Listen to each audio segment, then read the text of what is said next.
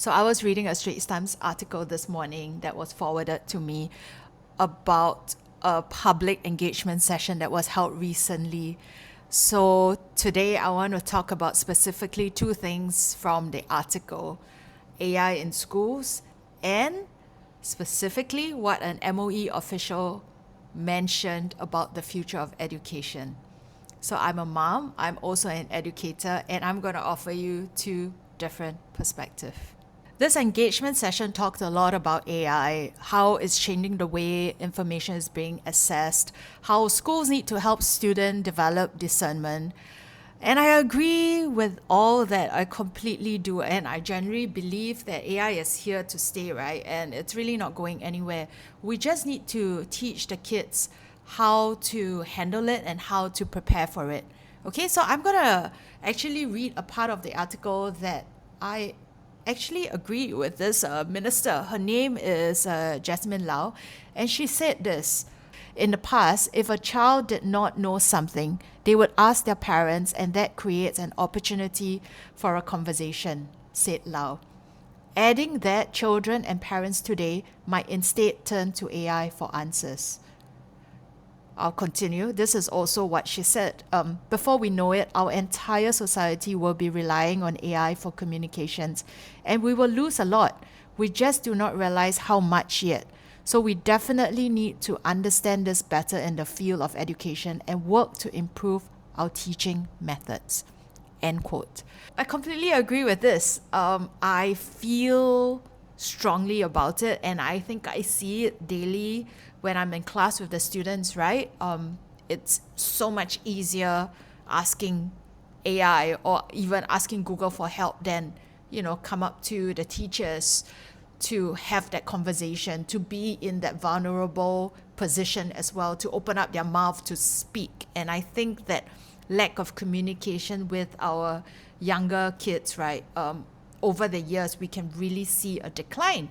They are really afraid to speak up. I really completely agree with what she has said. So the session actually talked a lot about AI, about how it's changing the way information is accessed, how schools need to help students develop discernment. I agree with it. I completely do. AI is here to stay. It's really not going anywhere. And what we really need to do is prepare kids for it. For me, the ability to tell what's true, what's misleading, it is something that takes years to develop. It is through experience.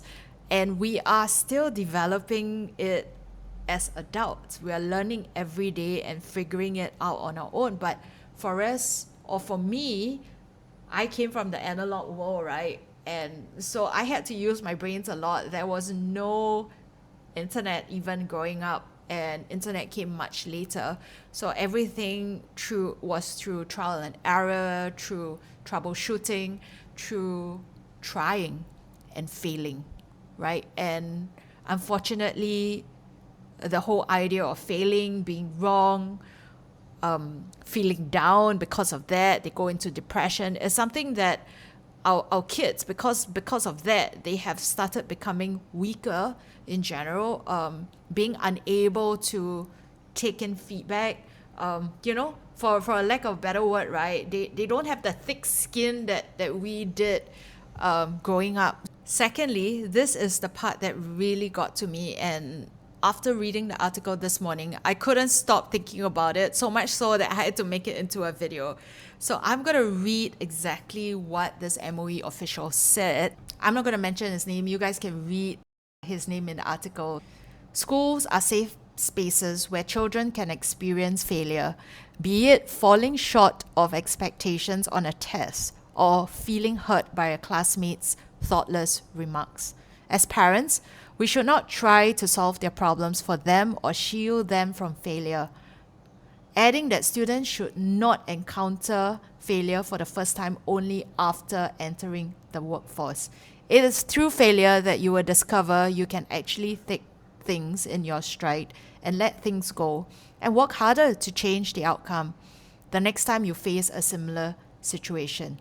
If we consciously create an environment where children can grow up without fearing failure and without seeing failure as an irreversible situation, I believe they will develop well in the long run. So, in theory, I completely agree with this. Resilience is built through struggle. It's built through going through ups and downs, going through failures, losses, wins. Is built through all the tough times, right? It is not built through being protected from all the external remarks and issues, right? But it's built through going through all these tough times. But I need to ask this genuinely, right? And I'm really, really asking this genuinely. Which primary school are we talking about here? Because the primary schools that I know, the primary schools that my daughter go to, or the friends' kids go to, or even the primary and secondary schools that my students come from, they don't look like safe spaces to fail. And having exams at the end of the year, having four weighted assessment a year, or three weighted assessments a year plus an end of the year exam, and having that big PSLE really does not feel like it's a safe space to fail. What does that actually mean on the ground? So there was this other part of the article where a counselor at the session described parents coming home after a full day of work, 2 hours before bedtime, dinner, shower, homework. It's rinse and repeat every single day, right? And in that tiny, tiny window of a couple of hours, they're having to choose, do I sit down and actually talk to my child today, or do I drill the 2 to 3 spelling test homework that is coming up tomorrow or the day after? There are just two contradictory points here. The MOE official contradicted what the counselor just replied. This really is not a parenting problem, right? This is the system that is the Singapore education system that is creating this really impossible trade-off. So don't get me wrong here. I do want to believe what the MOE official said. I do want to feel like schools are a safe place to fail. But unfortunately, that's really not what I feel. So what do I really want from this low pressure, curiosity driven education system, learning in Singapore? I actually want less exams, I think, for primary schools. I really hope that the policy makers really reconsider what our primary school kids have been going through. I really want them to remove the weight of PSLE, or to bring it much later, or for PSLE to be more application based, to be structured very, very differently. So there really needs to be a huge change in how or what PSLE is. And I think this has been a dialogue and conversation for so many years. Every new Minister of Education is talking about it. I mean, we had a new Minister of Education 2 years ago, or last year, and we're still talking about it. I'm really not sure when or why is this taking so long. And while they are making these changes, or I don't know, figuring out, we have already lost generations of curious kids. Are we really moving into a system where kids can answer questions without feeling ashamed, or teachers have the time and patience to create an environment for application learning? I don't think so, because from what I see, the primary school teachers are always short of time. They're rushing through their syllabus because there is X amount of syllabus that they have to cover by a certain time. Anything hands-on, anything experimental, anything practical always takes more time. More time to be given to fail, to redo. Do they have even that time? And this all comes back down to not the teachers, not even the schools, but the main structure, the main core element of MOE and its whole curriculum. I want something to shift in the system to really truly practice what they preach. If the article really says that schools are safe spaces to fail, please show me evidence for that, right?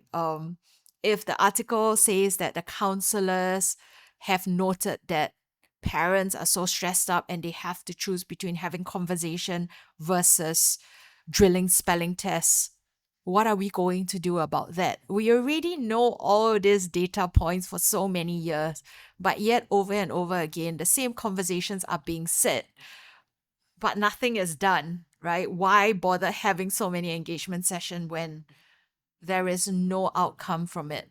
So that's my question.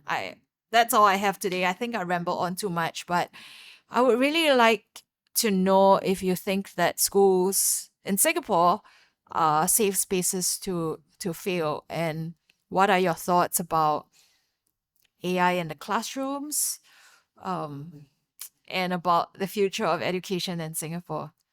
Thank you for watching.